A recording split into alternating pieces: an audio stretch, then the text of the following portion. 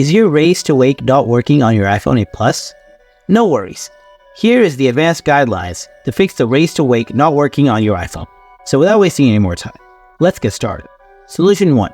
Check Raise to Wake enabled. Go to Settings, scroll down, tap Display and Brightness. Scroll down again, make sure the toggle for Raise to Wake is turned on. Solution 2. Check your software update. Before moving on, make sure that your Wi-Fi or internet connection is on. Open Settings, scroll down, tap General, then tap Software Update. If you see Software Update is available, then update your iPhone software to fix this problem. Solution 3. Reset all settings.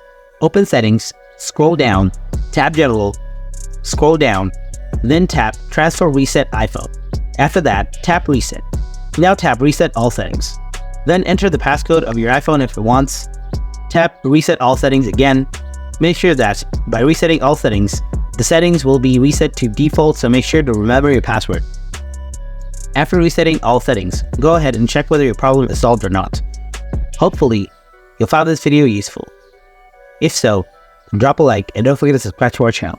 And if you have any kind of questions, so please ask them in the comment section below. Thanks for watching.